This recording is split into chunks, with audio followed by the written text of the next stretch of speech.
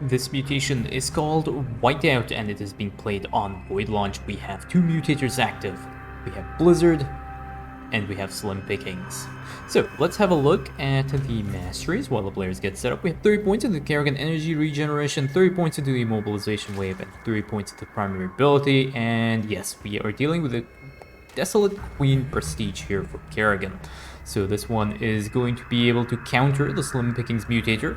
So Slim Pickings, as you can see, is spawning random drops around the map, and you have to go and pick them up. And your mineral lines and your Vespene geysers are a little bit slower to mine as well. I think each drone only takes one resource back to the primary structure.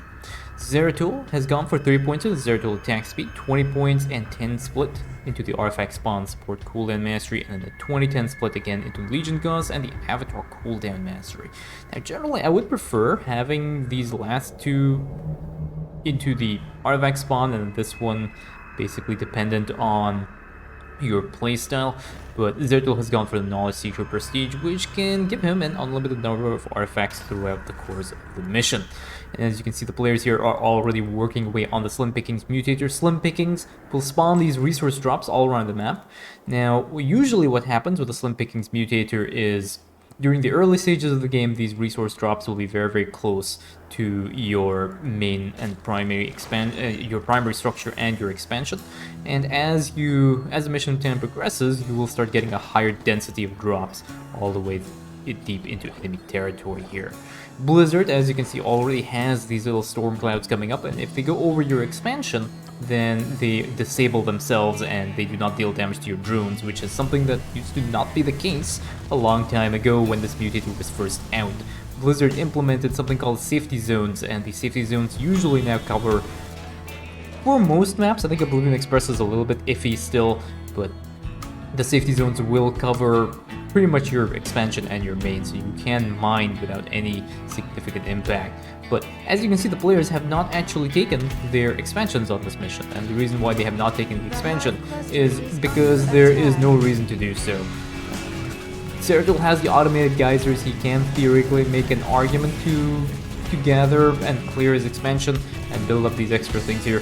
Fortunately, these drones these probes are taking a hammering from the Zerglings here, and Zeratul has lost a lot of workers, and Kerrigan also seems to have, how many units were lost there? 4 drones and 9 probes were lost here, so that is going to be somewhat problematic. But as you can see, usually you may not want to take an expansion because your harvesting rate is very stifled with the Slim Pickings mutator active, so it's much better to just create a few workers and put them on collection duty here, so just going and picking up all these random drops. It's a lot better to just look and actively pick up these drops than to try and mine resources on the map. Now, there are a couple of things to note. One thing that is really good when you are playing with the Slim Pickings mutator is to put your probes and your workers on patrol move. So click a point, press P, click another point, and then your drone will basically move back and forth between 2 points, and you can actually pick up a few resources just from patrol move workers. So just spread them around your expansion, spread them around your main, and just go wild with them. And you can pick up a lot of resources so it just reduces the amount of attention that you have to pay to the resource drops. The other thing is if you have a Kerrigan ally, which is what Zeratul has here. Kerrigan has the Desolate Queen prestige, which means that they get the double drops from the Simulation Aura. So this also helps to counter the Slim Pickings mutator just by providing you with more resources that Kerrigan can pick up. This is of course conditionally based on if your Kerrigan ally is paying attention and using their Simulation Aura as reasonably as oftenly possible. So Kerrigan already moving around here. And the other thing to also note about this mission is that, as you probably know, is that it is going to be a hero solo. So when you are playing with Slim Pickings mutator particularly, and to a certain extent Blizzard, if the mutation is not difficult, which in this week it's not really difficult, it's just easier to go for a hero solo. You don't have to pay as much attention to an army which may be getting murdered by the Blizzard storm clouds. Especially if you're playing someone like Kerrigan, who is able to generate resources just by killing enemy units. You can help a lot. You can help your ally a lot just by playing a commander like Kerrigan. Just countering that Slim, not really countering, but at least reducing the sting of the Slim Pickings Mutator, and you see Kerrigan here just working her way through and is able to clear out the first shuttle. Now we will also have a drop attack coming up sometime soon. There's a drop attack that has spawned, and it is going to be making its way towards Zeratul's expansion. So Zeratul is going to go and try and cut them off at the pass. And over Kerrigan kind of left behind. You can get gotten a Stormcloud here. Unfortunately, Zeratul is not going to be able to solo clear this attack wave, so Kerrigan will probably need to go and help her ally out. So we do have some nice worms already out here for Kerrigan as well. How many Omega Worms do we have? We have 2 Omega Worms already out for Kerrigan. So it's very likely that Kerrigan will just be investing her resources into the Omega Worms. I think I saw the artifact fragment over here. Yeah, there we go. Zeratul has pretty much spotted that as well. He's going to go and pick that up right there, and that is the second artifact fragment. Now, the utility of the Knowledge Seeker Prestige is interesting. Especially when Zeratul is not going to be making an army, there is no disadvantage to the Knowledge Seeker Prestige, but I would personally prefer the P3 Prestige, the one with the tornadoes. It increases Zeratul's damage output a lot more than the Knowledge Seeker Prestige, because remember, the Knowledge Seeker Prestige is affecting Zeratul's attack and his shields and his armor to a certain extent. I think Zeratul gets a buff from his armor. Yeah, he gets he gets all the stats here. But one attack upgrade I don't think is going to be very much, and Void Launch by itself is not a particularly long mission. It's about 22-23 minutes, and given the fact that Zeratul has not put all his 30 points into the Artifact Spawn Mastery, means he's not even ramping up as fast as he could theoretically ramp up throughout the course of this mission. So I would personally prefer to see the P3 Prestige being used instead, and it also gives him the splash damage to help him handle the attack waves. I think that might have been a better choice here. So Kerrigan has already used her Assimilation Aura and 1 Immobilization Wave, and you can see the damage output from Kerrigan if she has her Immobilization Wave Mastery. That Immobilization Wave Mastery allows her to one-shot a lot of units, and especially when you're dealing with a Zerg composition where Zerg relies on squishy but several units, Kerrigan can get a lot of value. And Kerrigan has already cleared this out. She has her ability efficiency upgrade, she has her heroic fortitude upgrade, and now finally she's getting her chain lightning upgrade, which is actually just finishing up as well. So even the optimal order of upgrades for Kerrigan has been selected, and now Kerrigan has all the mobility she needs. She has the Mega Worms, and she's ready to handle the attack waves as well. And she can handle these attack waves pretty much by herself. There's lots of damage output here, and getting a lot of nice value. I think there is one random lurker over here. These lurkers will burrow once they see Kerrigan, but Kerrigan uses the Kerrigan lifty move to lift up the lurkers and kill them off before they try and burrow again. And yeah, you can see that Kerrigan is just going to be building a Mega Worms, and once you have about 4 or 5, it's not, you don't really need any more. But I would like to see Kerrigan just building them. Yeah, there we go. I'd like to see Kerrigan. I was gonna say I'd like to see Kerrigan just building them for the sake of building them, because it is always fun to try and fill up the map with the Mega Worms, and Kerrigan is doing just that. And Zeratul is also mining away on his expansion. But yeah, usually, like, I guess Zeratul could mine on the expansion. It is a hero solo technically, so he doesn't really get any kind of value for this. For the most part, all these commanders are not... Kerrigan will need the resources. Zeratul is, I think, just mining for the fun of it. He has nothing there to do anyway with his resources. But Kerrigan is going to be jumping in here, and is there going to be another Assimilation Aura? Yes, there's an Assimilation Aura and an Immobilization Wave. Pretty much one-shotting everything in this enemy camp, and Kerrigan now is going to go and clear up the rest of these structures here. And Zeratul has picked up his next artifact fragment, so that is all nice and cool, and lots of these resources again going into Kerrigan's pocket. So build some more worms, Kerrigan. Let's have some fun. Let's see how many worms you can actually build. Does it actually show the... Yes. So these are the core number of Omega networks that have been built. These are the worms that are actually stuck their heads out of the ground. So 6 worms at the moment that have been built by Kerrigan. Kerrigan can probably get away with... I think she should be able to get maybe about 15 to 20 worms out throughout the course of this mission, if that's what she chooses to do. Zeratul is going to go ahead and he's going to clear out the shuttles. There are 2 more shuttles left over here, and Kerrigan is... I actually cannot see where Kerrigan is. She might be inside the worm over here. But yeah, she comes out now and kills off the last hybrid. And now, they want to try and clear this next attack wave out. So Kerrigan jumps in, uses the Lifty Move on the Zergling. Lifty Move kills off these Zerglings. Now all there's left are a bunch of hybrids and some lurkers. And I think Kerrigan has to dodge some of these things out. Zeratul jumping in as well to help his ally out. And again, lots of assimilation or resources being dropped right now. There just one more random lurker here, being a little bit annoying. There we go, that lurker now is in detection range. And Kerrigan is actually following the Zeratul ally. I am not sure why Kerrigan is on follow right now.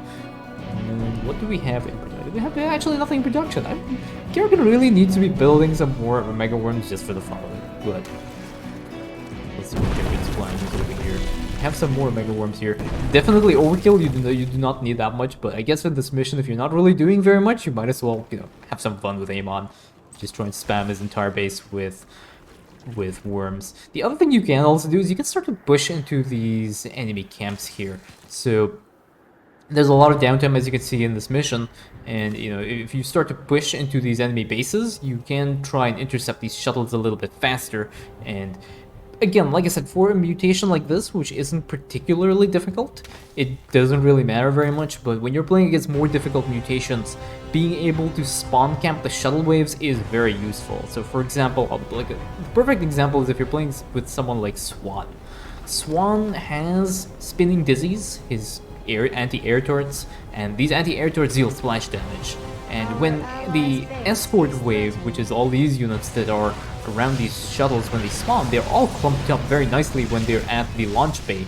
So Swan gets a lot of value if you're able to spawn camp the shuttles directly from the launch base, and he's able to clear the escort waves a lot easier. And when you're playing difficult mutations, it is a lot better to spawn camp than not, especially when this, like I said, with this mission having a lot of downtime.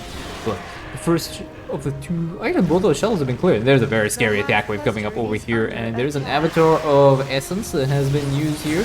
Avatar of Essence has actually given Zeratul an attack speed buff, and Zeratul is able to go swipey on this Hybrid Dominator, and he is able to kill off this Hybrid Dominator. There are a few lurkers here. Lurkers will unburrow because they have no detection. That lurker gets changed to an Infestor before it ends up getting slashed away by Zeratul, and that is the shuttle wave and the escorts and the attack wave all cleared.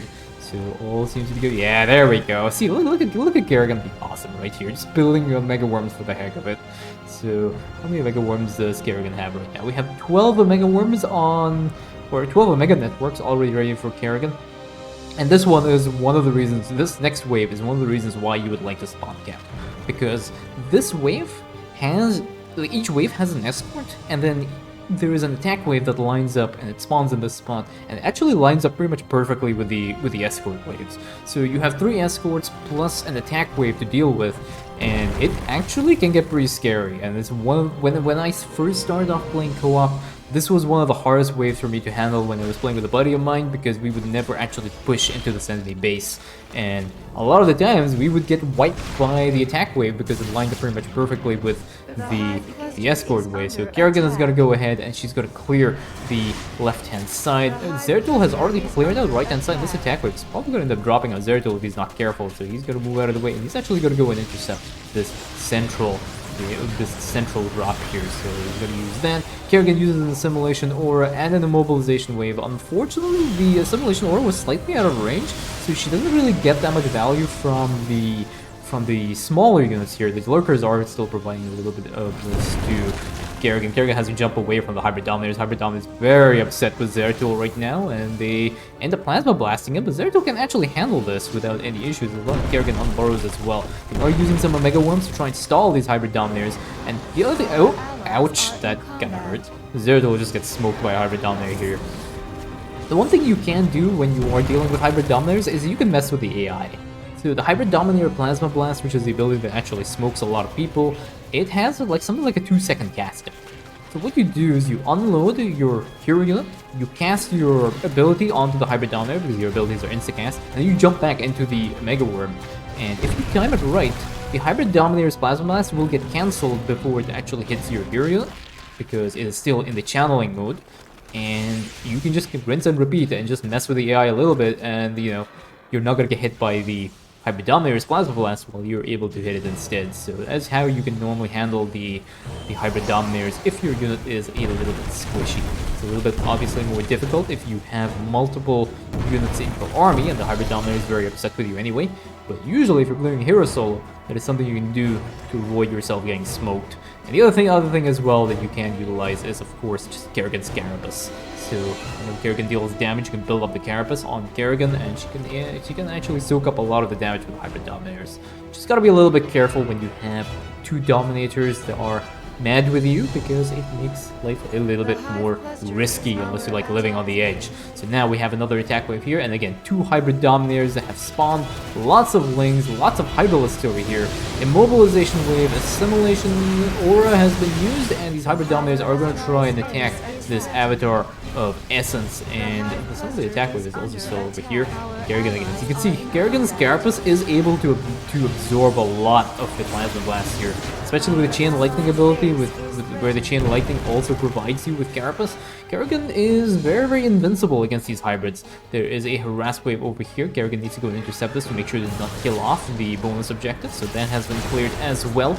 Avatar of Essence is able to tank a little bit of this, but unable to fight back, and now these commanders will have to deal with the rest of these Fish hybrids, and Kerrigan just soaking up all this damage to her Carapace, and one random Infestor getting stuck right at the top, because I think that was probably one of the air units that got converted over, and now this Infestor is annoying these commanders right at the top there. I think it has been cleared? I'm not actually sure. You need detection somewhere on the high ground, which is really fun. Actually, I'm very curious to know, did that Infestor survive or no? Grab one of these here. The Infestor is still over there. That Infestor is sitting right at the top. What is going on with that Infestor? It's stuck over there. It's stranded. Actually, that might be for the better. I think these commanders might end up like killing off that one Infestor. Infestor's like, you know what? I ended up being lucky over there. And now I will probably not end up getting wiped unless Kerrigan uses an immobilization wave, which he is not going to be doing because Kerrigan gets wiped down by the escort wave, and this is the final shuttle wave, and now there is an attack wave as well that has spawned, and this might be somewhat problematic because Zeratul needs to be a little bit careful. He uses his Zoraya Legion over here to try and stall this harass wave and the escort wave and the attack wave, and wants to try and take out at least some of these things, but this Zoraya Legion is going to stand no chance against these units that are, there's just so many units here. Okay, so Zeratul has taken out the first of these shuttles. He's just going to try and focus these shuttles down. He does take out the second shuttle as well.